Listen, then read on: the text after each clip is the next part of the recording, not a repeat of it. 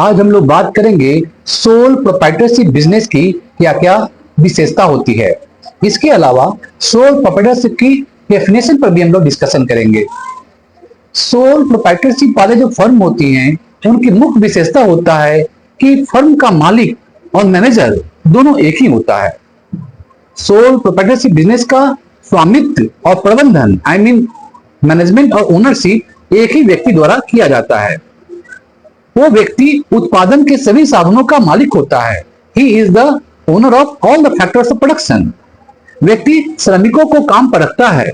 व्यक्ति सारे important decision लेता है। वही व्यक्ति उत्पादन की प्रक्रिया से जुड़े हुए जो भी लाभ हैं उसका बेनिफिट को लेता है या लॉस को उठाता है। सोल प्रोप्राइटरशिप वाले जो फर्म है, ऐसे फर्म के मामले में मालिक की जो लायबिलिटी होती है वो अनलिमिटेड होती है। इसका मतलब यह है कि अगर फर्म कोई ऋण लेती है और ऋण चुका नहीं पाती है तो ऋण को उस व्यक्ति की अन्य संपत्तियों को चुकाना होगा। उसे अपने घर बार बेच करके पेमेंट करना होगा।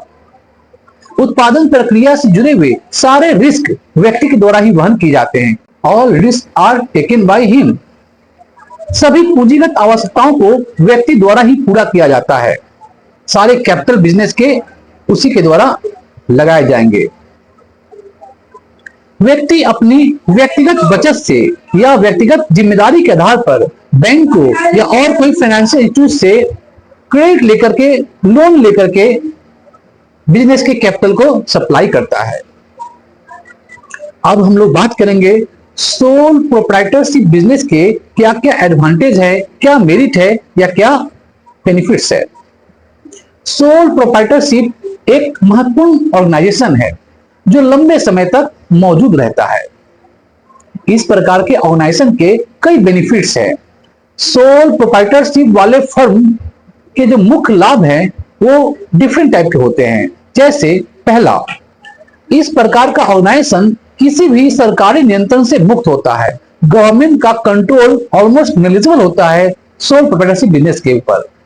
इस तरह से ऑर्गेनाइजेशन को, सोल प्रोप्राइटरशिप ऐसे बिजनेस को ऑर्गेनाइज करना, एस्टैब्लिश करना बड़ा आसान है। सेकेंड, सोल प्रोप्राइटरशिप जैसे ऑर्गेनाइजेशन में मालिक संगठन का प्रबंधन करता है, ऑर्गेनाइजेशन करता है, मैनेजमेंट करता है। जो ओनर है संगठन से अर्जित लाभ का भी आनंद लेता है। इसलिए यदि ऑर्गेनाइजेशन को सबसे अधिक कुशलता से चलाया जाए, स्किलफुली चलाया जाए, तो मालिक जो है, ओनर है, वो मैक्सिमम प्रॉफिट को अर्न करेगा। प्रॉफिट को मैक्सिमाइज करने के लिए ओनर ऑर्गेनाइजेशन को सबसे अधिक कुशलता से चलाने की कोशिश करता है। मालिक, ओनर जो होता है, प्रोप्राइटर जो होता है, वो अपनी ओर से बेस्ट कोशिश करता है ताकि वो मैक्सिमम प्रॉफिट अर्न कर सके। तीसरा, चूंकि सभी निर्णय एक ही व्यक्ति लेता है, चूंकि एक ही व्यक्ति सारे डिसीजन को लेता है, इसीलिए इस प्रकार के संगठन में तुरंत निर्णय लेना संभव है। प्रोप्राइटर तुरंत डिसीजन लेता है क्योंकि वही अकेला मालिक है बिजनेस का। चौथा, इस प्रकार का संगठन अपने बिजनेस के जो रहस्य है उसको सीक्रेसी को बरकरार रख सकता है, किसी को बताएगा नहीं, जैसा कि नॉर्मली पार्टनरशिप में होता है। पांचवा, इस प्रकार के संगठन में फर्म का जो ओनर है वो डायरेक्ट अपने श्रमिकों के साथ संपर्क में आता है। इसलिए श्रमिक अपनी इंडिविजुअल प्रॉब्लम्स के लिए मालिक से संपर्क कर सकते हैं, ओनर से कांटेक्ट कर सकते हैं। इस तरह से मालिक और लेबर के बीच सीधा संपर्क है, डायरेक्ट कोलैबोरेशन है, कोऑपरेशन है। इस प्रकार के संगठन में श्रमिक अशांति अर्थात लेबर अनरेस्ट को आसानी से टाला जा सकता है। यहाँ झगड़ा फसाद वगैरह नहीं होती है मालिक और श्रमिकों में। छठा बेनिफिट, मालिक, ओनर अपने प्रोडक्ट के जो खरीदार हैं, कंज्यूमर हैं, उसके संपर्क में भी आ सकता है, उनसे भी कांटेक्ट कर सकता है। वह कंज्यूमर की जो पसंद है, लाइक है, डिसलाइक्स है, उसको भी जान सकता है। इसलिए कंज्यूमर की जो पसंद है और उनका जो इच्छाएं हैं उसके अनुसार प्रोडक्ट का प्रोडक्शन की व्यवस्था भी मालिक कर सकता है सोल प्रोप्राइटरशिप बिजनेस में।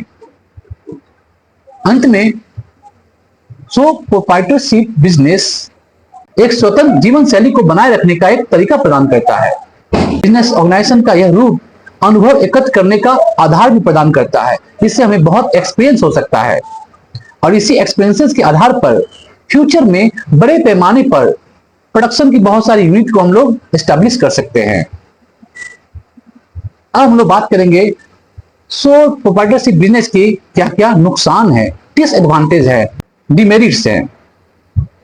हालांकि एकल स्वामित्व वाले संगठन के कई नुकसान हैं। सोल प्रोप्राइटरशिप बिजनेस के बहुत सारे लिमिटेशंस भी हैं।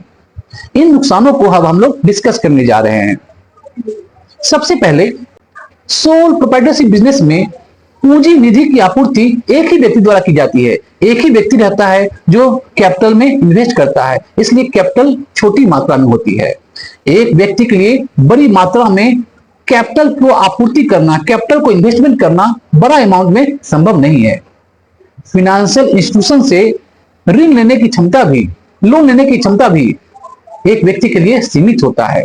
इसलिए सोल प्रोप्राइटरशिप फर्म अपने मामले में बड़े पैमाने पर प्रोडक्शन नहीं कर सकता है। सोल प्रोप्राइटरशिप वाले फर्म के मामले में बड़ी मात्रा में कैपिटल को कलेक्ट करना असंभव है, नेक्स्ट टू इम्पॉसिबल है। दूसरा, इस प्रकार के संगठन में एक ही व्यक्ति को सारे रिस्क उठाने पड़ते हैं। यही नहीं, क्योंकि व्यक्ति की लायबिलिटी अनलिमिटेड है। अगर फर्म को कोई नुकसान होता है, लॉस होता है, तो उसे व्यक्ति की अन्य संपत्तियों का निपटान करके, ओनर के अन्य प्रॉपर्टी को सेल करके कर्ज को पेमेंट करना होगा, कर्ज को चुकता करना पड़ेगा। तीसरा, इस प्रकार के संगठन में एक ही व्यक्ति मैनेजमेंट के लिए जिम्मेदार होता है। व्यावसायिक संगठनों के स्वरूप फर्म के लिए उत्पादन प्रक्रिया से जुड़े हुए इश्यूज को देखभाल करना एक व्यक्ति के लिए पॉसिबल नहीं हो सकता है। इसलिए इस प्रकार के संगठन के मामले में अच्छा मैनेजमेंट हमेशा संभव नहीं हो सकता है, कुशल प्रबंधन हमेशा संभव नहीं होता है।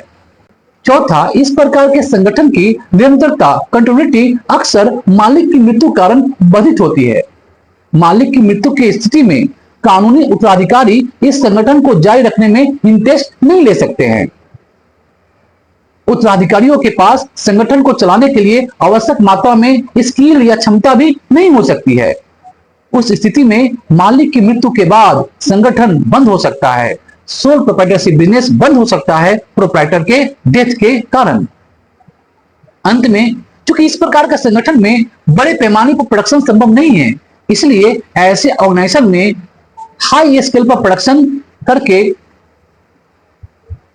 लार्ज स्केल इकोनॉमी का फायदा नहीं उठाया जा सकता है।